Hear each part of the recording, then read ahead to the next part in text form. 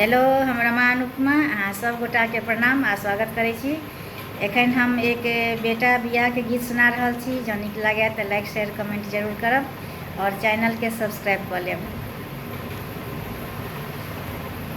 जाहि दिन आरे बाबू तू अवतरला हे सोहावन लागे। जाहि दिन आरे बाबू तू अवतरला हे सोहावन लागे। माछ मछरिया ने सोहाई हे सोहावन लागे। माछ मछरिया ने सोहाई हे सोहावन लागे। माछ मछरिया रे बाबू चितहु न भावै हे सोहावन लागे। माछ मछरिया रे बाबू चितहु न भावै हे सोहावन लागे। पानाहि राखलहुँ परान हे सोहावन लागे। पानाहि राखलहुँ परान हे सोहावन लागे। से हो दुलरुआई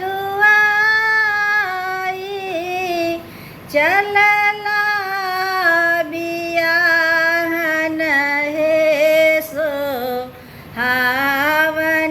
लागे। से हो दुलरुआई चलला बियाहन हे सोहावन लागे। आमा मांगाए दूध लिखी हे सोहावन लागे। आमा मांगाए दूध लिखी हे सोहावन लागे। जाहि दिन आरे बाबू तू अवतरला रे सोहावन लागे। से हो दुलरुआ बेटा चलला बियाहन हे सोहावन लागे। से हो दुलरुआ बेटा चलला बियाहन हे सोहावन लागे।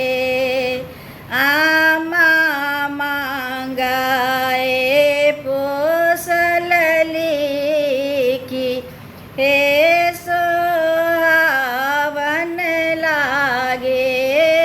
आमा मांगाए पोसल लिखी हे सोहावन लागे।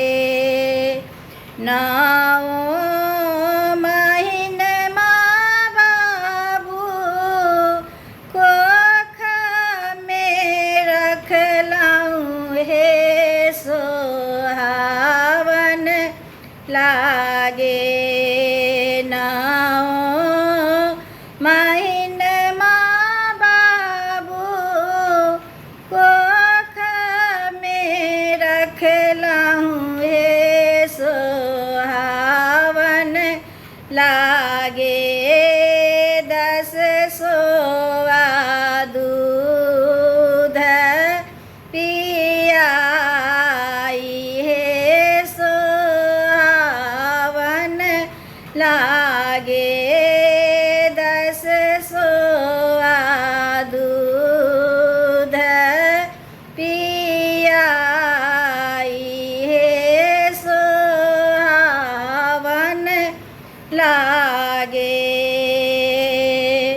जाहि दिन आरे बाबू तू अवतरला, हे सोहावन लागे। से हो दुलरुआ आई चलला बियाहन, हे सोहावन लागे। से हो दुलरुआ आई चलला बियाहन, हे सोहावन लागे। आमा मांगाए दूध लिखी, हे सोहावन लागे। दूध के लिखी अम्मा दैयो नहीं सकबई, हे सोहावन लागे। दूध के लिखी अम्मा दैयो नहीं सकबई, हे सोहावन लागे। पोसला लिखी हम देव, हे सोहावन लागे। पोसला लिखी हम देव, हे सोहावन लागे। जाधरी जियब अम्मा कावर ढोयब, हे सोहावन लागे।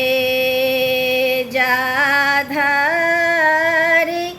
जियब अम्मा कावर ढोयब, हे सोहावन लागे।